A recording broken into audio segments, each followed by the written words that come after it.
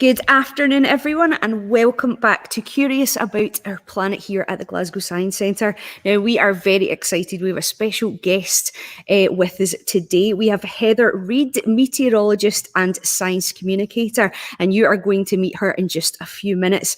We're going to show a little video, first of all about weather and climate change. So pay close attention because you are going to get to speak to Heather. Just after that, we're going to have a live Q&A session. And if you would like to participate today, that would be fantastic. So my name is Aileen, and I would love it if you would send your questions in to us today so that we can ask Heather. The way to do that is on your YouTube page. There's a little box below the chat box. You can type your questions in, and I promise we will get through as many as we can. And a very warm welcome to all our Learning Lab schools watching and taking part today. So without further ado, we will introduce our video and Heather telling us all about weather and climate change.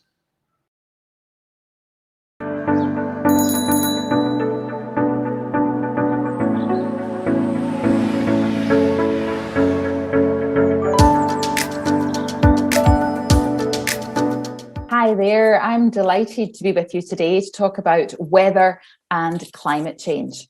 Now, I'm sure most of us will agree that 2020 is going to go down in the history books as the year of a global pandemic. But climate change, the way our climate is changing, hasn't stopped during 2020. In fact, we're so concerned about climate change that we're referring to it now as a climate emergency. And one way we see this climate emergency is through the occurrence of severe weather. So I'd like to start by sharing with you some of the weather headlines from 2020. Some of these weather headlines you may have actually missed because obviously we've all been very focused on the pandemic. But if we look at 2020 globally, so what was happening around the world, then it actually was a year of record heat, fires, hurricanes and flooding. Now, what do I mean by all that? Well, record heat in that 2020 was jointly the hottest year we've ever recorded. And these records go back well over 100 years. We actually had the hottest January, May, September and November, 4 of the warmest months that we've ever recorded in our history. And it was also, as a result of all that heat, a year of record wildfires. So at the beginning of 2020, and you can see some of the images there, it was actually Australia where we had some of the most severe forest fires ever, sadly destroying homes and very sadly also people losing their lives. And then California in our summer also had horrendous forest fires, and even Siberia in Russia, somewhere we really associate with very cold weather, also had temperatures over 100 degrees Fahrenheit and record heat during the summer as well. During the Atlantic and Caribbean hurricane season, we also had 30 named storms, something that's never happened before. We ran out of letters in the alphabet and had to move on to the Greek alphabet because we had so many hurricanes. And of course, they also caused widespread destruction and also people lose their homes and sadly their lives as well. And then 2020 was also a year of tremendous rainfall that led to severe flooding as well. Indonesia, where we actually get quite a lot of our food, had flooding that destroyed crops. Kenya and Uganda in Africa also had a huge amount of rain and record flood levels that actually caused 400,000 people to lose their homes. That's about the size of Edinburgh, losing their homes due to rainfall and flooding. And China and Pakistan also suffered at the end of last year as well. So you can see that 2020 was again a year of a climate emergency. And if we just take a moment to think and look a bit closer to home here in the UK as well, we also had a number of weather headlines. I'm sure you'll remember when lockdown just started at the end of March last year, the weather became incredibly dry, sunny and warm. We did break sunshine records and temperature records during the spring months of 2020. That was followed by a fairly, what we call, unsettled summer. So a bit of rain, a bit of sunshine. It was quite warm throughout the summer as well. But then the main thing for the UK last year was a very wet autumn. On the 3rd of October, we had our wettest UK day ever. And we had enough rain actually to fill the whole of Loch Ness, which is by volume the biggest loch or lake anywhere in the UK. And in one day, we had enough rain to fill the whole of that loch. And then that had problems for travel as well. You might remember the Rest and Be Thankful, a really important road here in Scotland, had numerous landslides and was closed and is still closed at times because of the result of all that rain. So severe weather was with us in 2020. And of course, as I said, that's one way that we feel the impact of our changing climate and the fact that our world is warming up. We know that we are seeing an unprecedented global warming at the moment that's driven by increasing amounts of carbon dioxide in our atmosphere.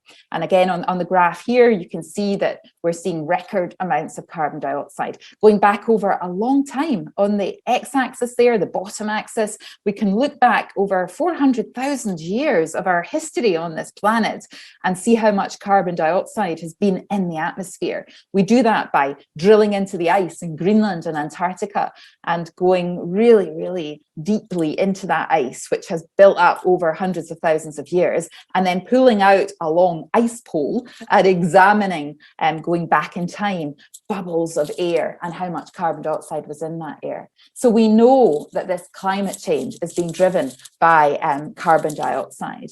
And of course, the climate, the way our climate is changing is impacting us in lots of different ways. Severe weather is one, but we're also seeing ice melting and the oceans expanding and our sea levels rising. And here in this country, we can build flood defences and do our best to protect ourselves from these rising sea levels. But in a lot of countries, they don't have the money to do that, and they're lower lying than we are. And millions of people could lose their home because of rising sea levels. And it's not just us, it's not just humans that are being impacted, it's animals and plants as well. Polar bears are losing their habitats because ice is melting at the North Pole. We're seeing, because of rising sea levels, coastal dwellers like turtles, like crabs being impacted, and some species being lost. And also coral reefs in our oceans, because the ocean temperature is rising, then they're being impacted as well. They're being bleached, they're losing all the wonderful biodiversity, all the different types of species that lives in those coral reefs. So what are we doing about it? Well, this slide is from the United Nations and from scientists who are studying these climate changes around the world. I like to share this slide because I think it highlights what everybody's main impact is, the one we're most worried about. And you can see the little flower symbols there showing that species are being impacted in the oceans. You can see the wildfires in California and Australia. You can see that our one, if you look at the middle of the map, the UK, floods and sea level rise, rainfall, that's our big worry. Melting ice over Greenland. Also how crops are changing in the Mediterranean, also in parts of China, and also parts of America as well, which also then impacts us as well because we buy food from these parts of the world. And what these scientists are telling us is that we need to cut down on our emissions. We need to reduce the amount of carbon dioxide going into the atmosphere. So I'd like to finish with just saying a little bit about what we're doing here in Scotland, because as many of you will know, there's a very big, important conference coming to Scotland at the end of this year. It's called COP26, Conference of the Parties. It's the United Nations who organise it. And it was actually at COP21 5 years ago in Paris that there was a big agreement with lots of countries to work hard to reduce our carbon dioxide emissions. One way we do that here in Scotland is, as you can see from the graph there, to promote renewable electricity. So to get our electricity, rather than coal-fired power stations, to get it from wind farms and to get it from sort of tidal and other renewable sources. And last year, we got 97% of our electricity from renewables, which is fantastic. And this all has been brought about because we were the first country in the world to have a Climate Change Act in 2009. We updated it in 2019, and Scotland aims to be net zero, or to have no carbon dioxide emissions by the year 2045. Which is an ambitious target, but I think we'll get there, because I'd like to just finish on an optimistic note. And my last picture that you see there is a picture of representing you, because I think young people are incredibly engaged, incredibly knowledgeable, and learn about this at school. And you're leading the way, either by demonstrating or by having your own conferences and your own workshops and sharing your own knowledge and your own ideas about how we can reduce carbon dioxide emissions.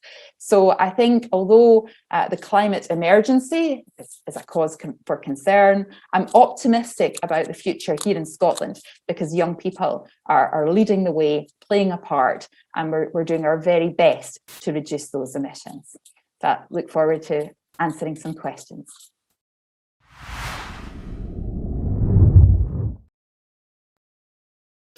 Well, that was fantastic, and I hope you learned a lot from that. We've had a lot of questions, unsurprisingly, come in for Heather today, so I am delighted to welcome her to our chat. So welcome, Heather. Lovely to see you today. Hi there. Lovely to be with you. Thank you so much. So as I said, lots of schools have prepared lots of questions, so we'll get started with those in just a second. And for anybody else watching today, wherever you are, remember you can send your questions in to us as well in the YouTube chat box at the bottom, and we will get through just as many as we can. So let's get started with our first question. So Stonehouse Primary School have written in their room 5. Last year when we were in lockdown, we had amazingly sunny weather. What impact did the reduction in airplanes and traffic have on our weather? That's a great question. That is a really good question, room 5, Stonehouse Primary, because that is actually a question that is being researched by scientists as we speak. Because you're right, all that dry, sunny weather was when there were very few airplanes in the sky. And airplanes, and there are thousands and thousands of airplanes in the sky at any one time, give off exhaust fumes, which are dirty and full of particles of soot. But those particles of soot actually serve as what we call cloud condensation nuclei. Those little particles are what allow clouds to form, because the condensation that happens up in the atmosphere to form clouds, well, it can't just happen on nothing. It needs a little platform, and those particles of soot provide that platform.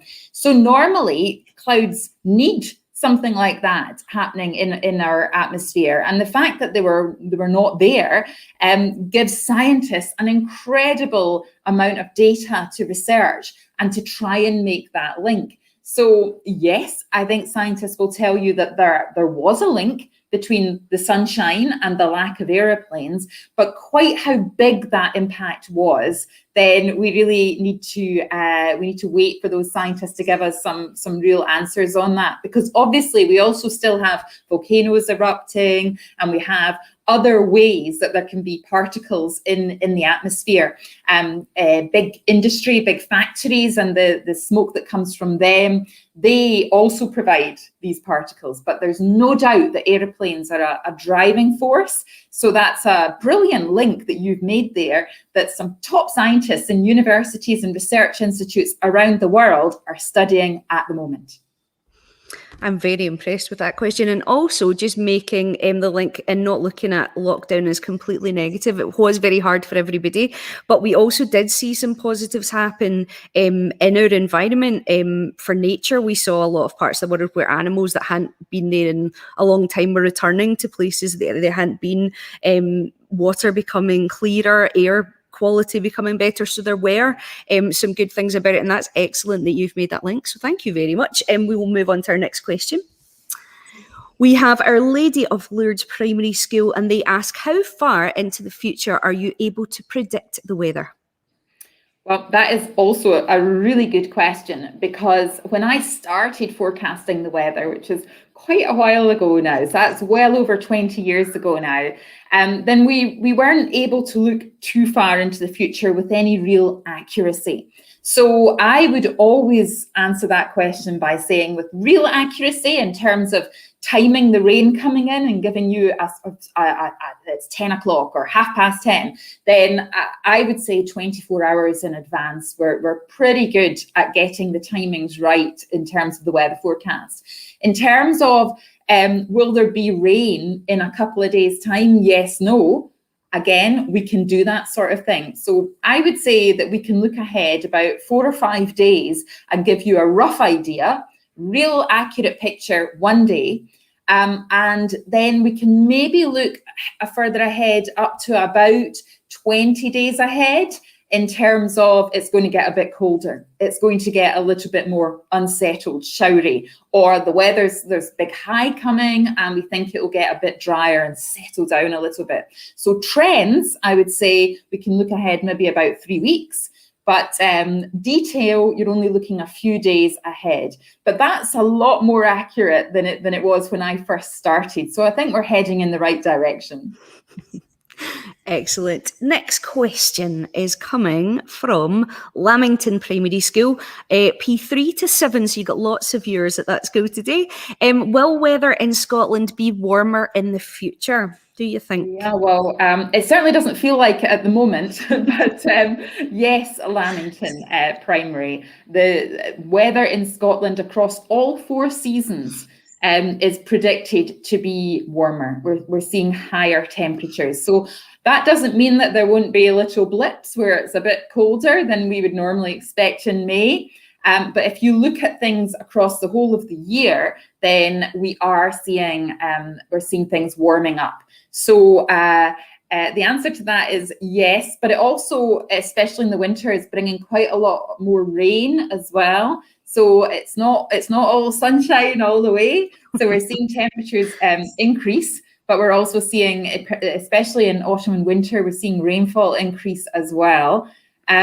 So yes, but that doesn't mean that there won't be the occasional beast from the east, because we're also seeing the weather become more unsettled. So we're seeing it become more changeable, and we're seeing more heavy rain events and extremes of weather. So it might be getting a bit warmer, but it's certainly not all good news. Absolutely. Right, next question is coming from, let's have a look, the janitor. The graphic showed melting ice as a problem in the west of South America. Could you let us know about melting ice there? Okay, so the west of South America, and right down at the sort of the south bit of South America, obviously you're getting towards the Antarctic. You're also looking at areas like Patagonia, where they have glaciers and really sort of big ice features.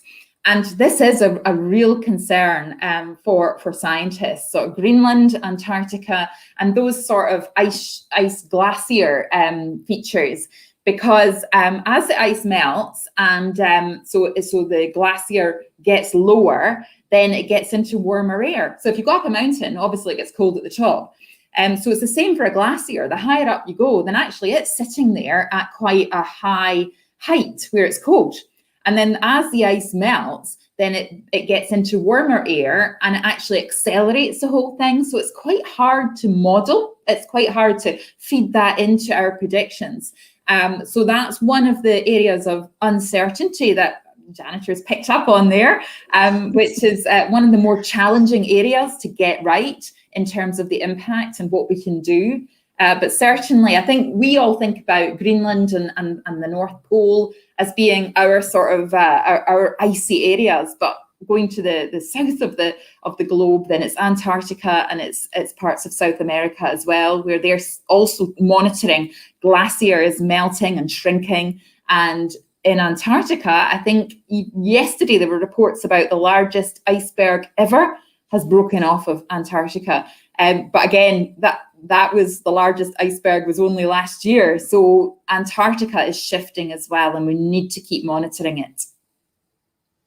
Thank you very much for sending in that question. So we'll move on to our next. And this one comes from High Mill Primary and Stonehouse Primary. And they ask, what is the worst weather we've had in Scotland? And has there ever been a tsunami, hurricane, tornado, or earthquake in Scotland? That's a great question, actually.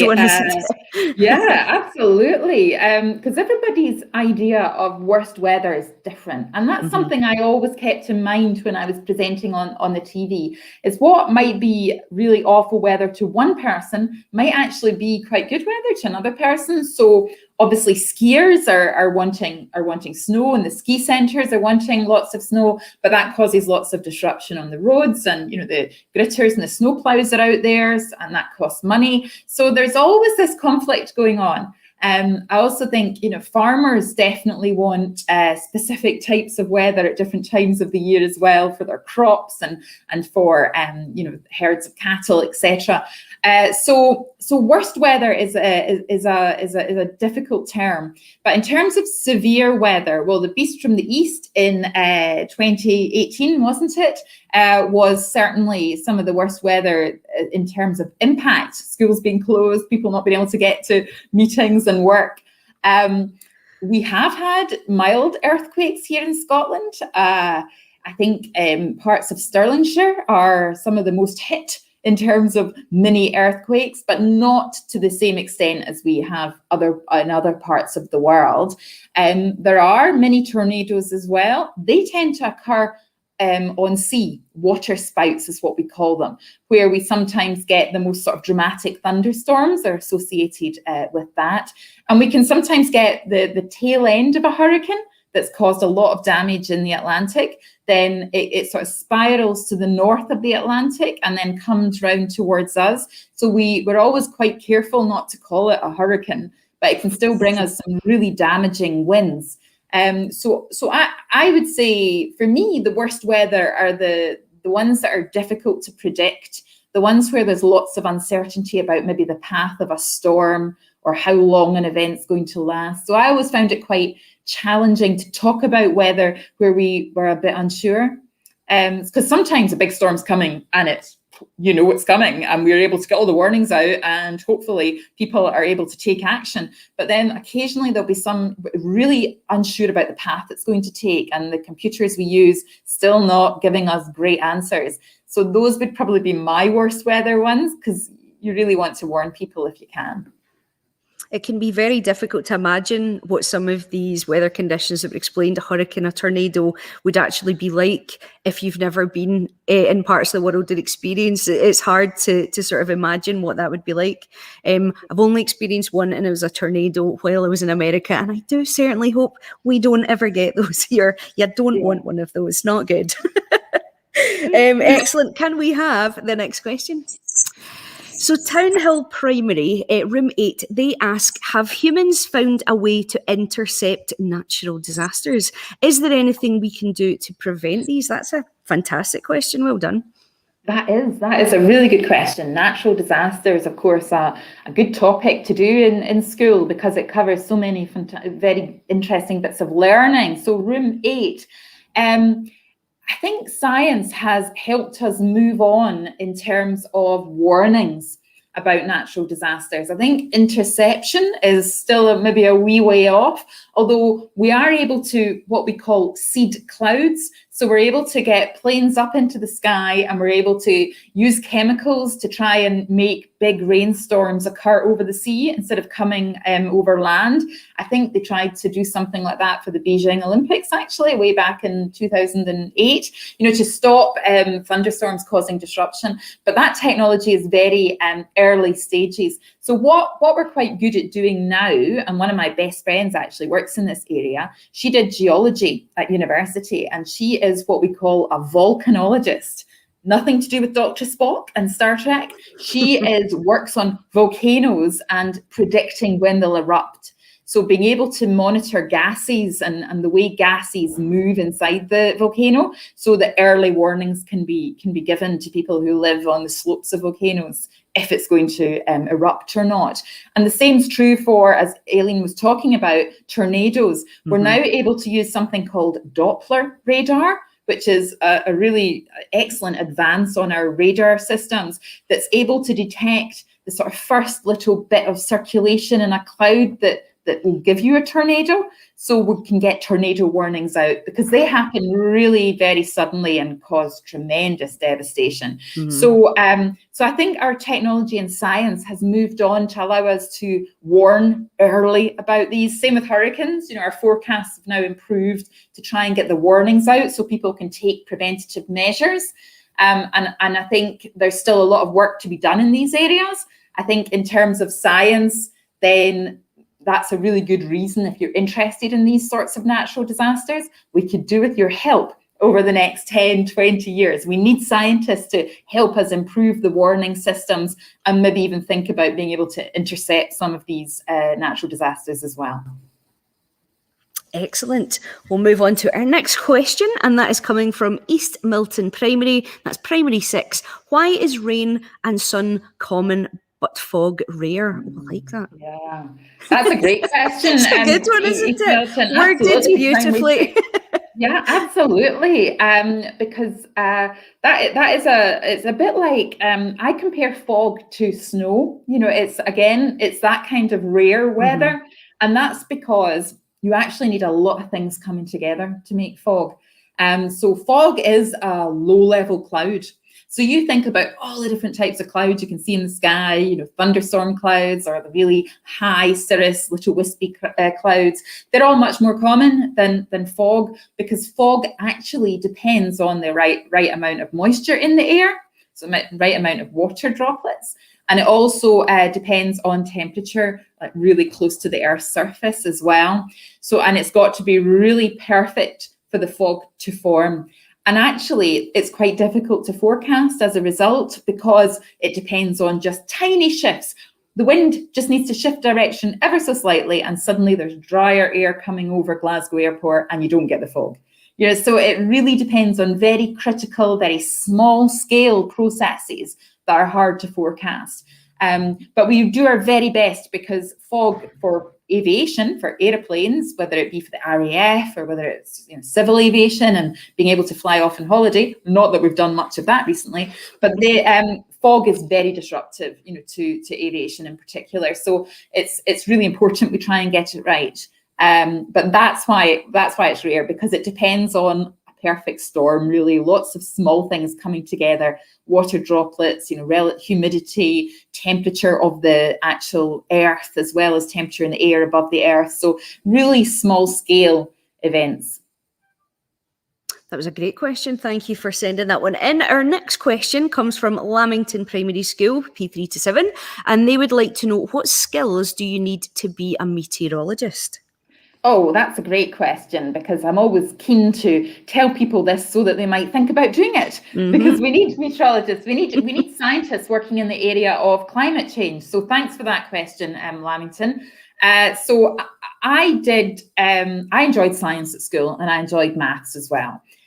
So when I went to secondary school, the science that I particularly enjoyed was physics, which is really the sort of science of the world around us and how it moves and behaves. So, you think about Isaac Newton as being a very famous physicist, and Newton's equations of motion. That's what Newton's really well known for, that and the apple and gravity. But that's motion as well, and forces. So how things move and behave, whether it's the oceans, whether it's the atmosphere, whether it's cars, whether it's rockets going up to space, whether it's sending particles in really fast circles to learn about how the universe started, then that's all physics. And atmospheric physics is what I was interested in. So that's really what meteorology is. So if you want to work for the Met Office as a meteorologist or a climatologist, I would always advise you to think about doing physics, to think about doing some maths and computing. More and more computing is coming into weather forecasting and understanding climate change and the climate emergency.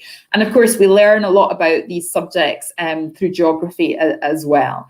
Although I must confess I did history because I really enjoyed history, and I was also thinking about becoming a lawyer, but then I lost interest in that, and I was quite glad I kept going with my physics because that took me into meteorology. So that's the way I got into it. So science and maths And if you're really into computing and modelling, then there'll definitely be a job for you in meteorology.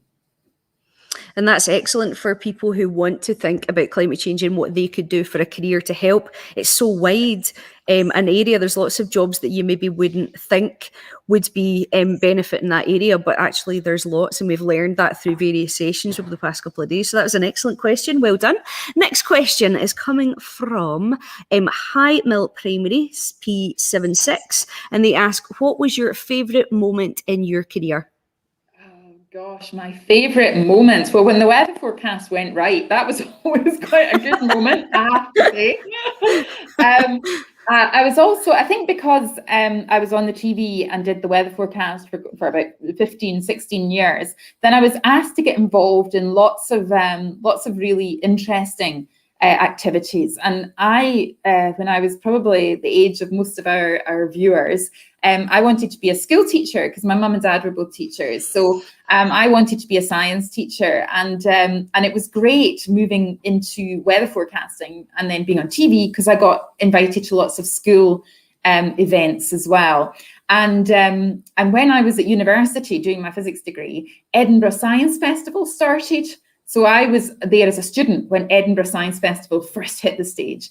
And so when I was invited back to give a talk about hurricanes, cyclones and tornadoes, which we've already talked about, then that was a real highlight because I felt I'd come a full circle. I never in a million years thought I would be taking to the stage and presenting at Edinburgh Science Festival when it first started, when I was a student. So I think that was a real high for me. And the weather forecast going right, that was always quite positive as well. Quite stressful, I would imagine. I think where weather forecasters get blamed for a lot of things these days, it's not fair, is it? But broad shoulders. Excellent. Right, our next question, let's see. It's coming from High Mill Primary, 76 again. What is your favourite thing about your job, and what is your favourite kind of weather? Well, certainly, as a weather forecaster, I think the favourite thing is variety. You know, it changes every day. Now, that's not true if you're a weather forecaster in the middle of, Australia or in, Texas in America, where you get long spells where nothing really changes. But I think in Scotland, I love our weather because it changed so much. You have 4 seasons in one day. That keeps you busy. The day goes pretty fast. You're not staring out the window, wishing the bell would ring. That's for sure. So that was probably the favourite thing about my job. And as I said, being able to get involved in education and go and be a sort of try and help with teaching without actually having to do the job, which is really hard. And my favourite kind of weather, well, I'm a big fan of autumn. I really like a sort of a touch of frost in the morning, nice crisp blue sky, and then it warms up a little bit in the afternoon. So I think my favourite kind of weather is an early frost, and then the temperature starts to climb. Lovely, thank you. Right, next question is coming from Abby. So that's on YouTube. Thank you, Abby. What are the main obstacles to becoming a net zero society by 2045, and what can we do to contribute to achieving this goal? Oh, that's a brilliant question, Abby, because that's certainly something that I'm really very passionate about. I sit on the board of Loch Lomond and the Trossachs National Park. I also sit on the board of Nature Scot. So these are two parts of government really that are very, very committed to that net zero target, especially for obviously the health of our nation, but also the health of nature and the environment and biodiversity. Then it's really, really important. I think some of the main challenges, just briefly, I think one is, and you've seen it maybe in the news recently, I talked in the video about how we've managed to get close to 100% of our electricity from renewable sources, which is brilliant. But that's really our lighting, and it's obviously powering, computers like we're using today. But most of the homes in Scotland and the UK are heated by gas. So we still have a lot of emissions associated with how we heat our homes and heat our buildings. And that's going to be a challenge to sort of retrofit. I live in quite an old house here in Glasgow, and I have a gas boiler. And thinking about how we can get rid of that especially in older buildings, is a real challenge. And there's been discussion about using hydrogen as a source of heating, but that's going to cost more money. And we don't want to move to a net zero society by just making it easy for well-off and rich people to do it. We want it to be a socially just transition to net zero. So it's very, very important that we tackle that. And then the other big thing, obviously, is vehicles. I think we only have about 1% of our vehicles at the moment in the UK that are electric, 2% that are hybrid. And yet by 2050, we want all of our vehicles to be electric. Now, that is a big, big challenge as well. And I think we've got a long way to go. And the pandemic, sadly, has meant that addressing some of those heating and transport issues has been put back slightly. But I'm confident that as we come out of the pandemic, then we can start to readdress these. And targets, that's the way to keep it in everybody's mind. So our 2045 target is really important for that. Excellent. Thank you, Abby, for that question. Next question is coming from Loch Primary, P45. What can we do as children to help stop climate change? And that's an excellent thing. And as you said, Heather, in your video, young people's voices are so important.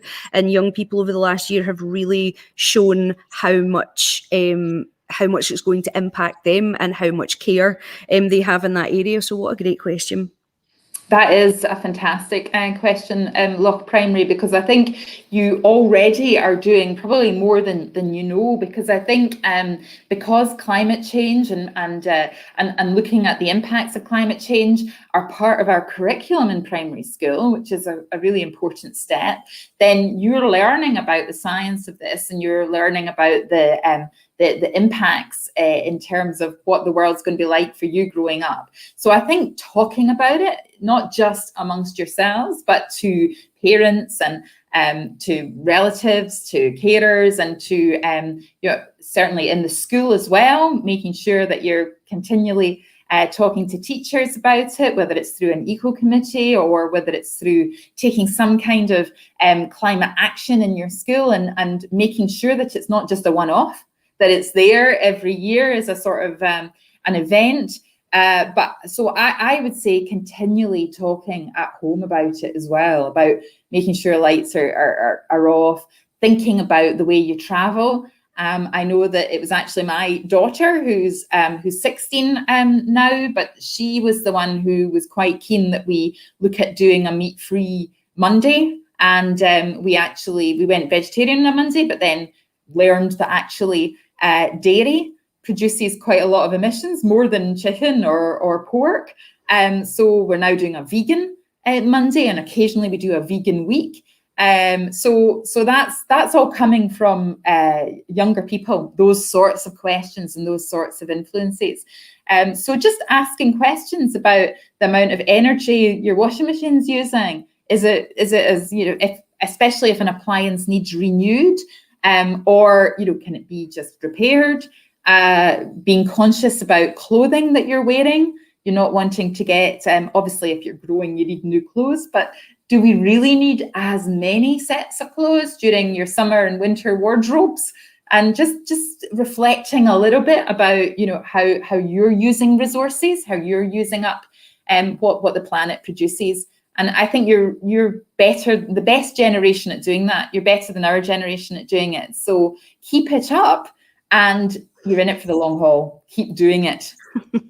I think that's absolutely right. And the impact that young people can have within their own families, within their own households, within their wider families and even social groups is massive. Because like you said, it was your daughter who was the influence in your house to try these new things. And for people a little bit older like myself, if you have done things a certain way for your whole life, it can be difficult. It can just take a little bit longer to change habits. But if you have people in your household, young people who are just constantly showing you how they're learning to do things, which is different now, that's one of the best ways to actually change the behaviours and the habits of folks that maybe are just a little bit slow to make those changes. So I think young people can have the biggest impact, as you said, much farther reaching than probably people of our generation. generation. Lovely. Right, next question. Who do we have? We have Coulter Primary School, P5 to 7, and they're asking, when you are doing a weather forecast on TV, does it take a lot of practice with the green screen? I can imagine it does.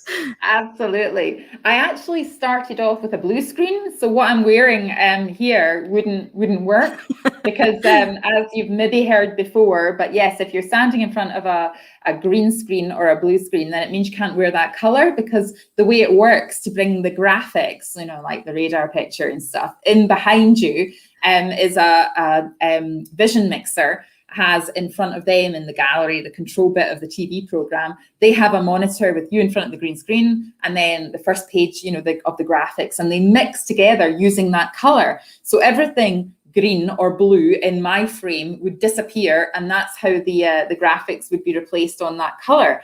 So you get to stay, because you're not wearing those colors. But if I had been wearing blue and I was in front of a blue screen, it would just be head and hands that would be floating around, which I thought would be a real laugh for like April Fool's Day or something, but never got to do that on the BBC.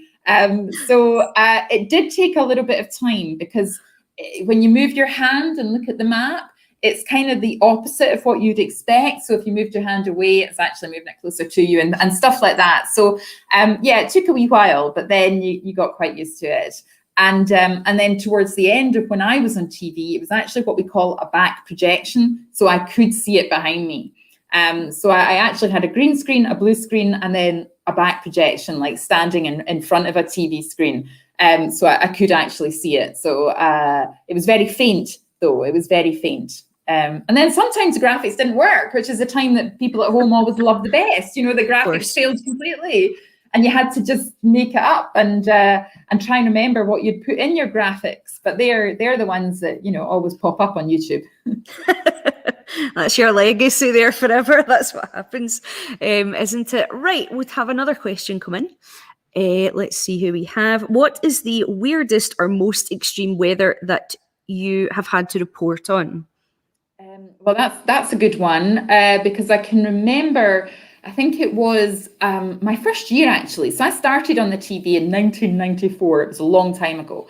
And we had record floods, which was in Paisley, actually, which is where I'm from originally. Absolutely horrendous amounts of rainfall. And then that was followed by incredibly low temperatures. So I can remember forecasting -20, and everybody saying at the time, "Are you serious?" I remember being on Radio Scotland, and I think it was Fred McCauley at the time who said to me, -20, and I'm like, yes, it's going to be the lowest we've ever recorded. I think we'll get record-breaking low temperatures in Braemar, and -27, and that was really quite extreme. Mm-hmm. And then in 95, it was followed by record-breaking temperatures, and the roads were melting in Fort William because the tarmac, it was so warm. And I was on the radio in Canada and Australia talking about this freak Scottish weather. So, and I think that those were the early signs of, I think, climate change and emergency and extreme weather and fluctuations. And that's kind of, we've been in a roller coaster ever since. I had my fair share of record cold and record high. Lovely. I think we got one more question. Yep, I'm afraid to say to everybody, this will be our last one, but let's make it a good one. That's Mount Cameron Primary School, Primary 7 ask, why did you decide to change jobs from presenting the weather on BBC to STEM work? Excellent question to finish on. That is a great question, because I think everyone associates, being on TV as being a pretty cool job. And as I said, the weather gave me great variety.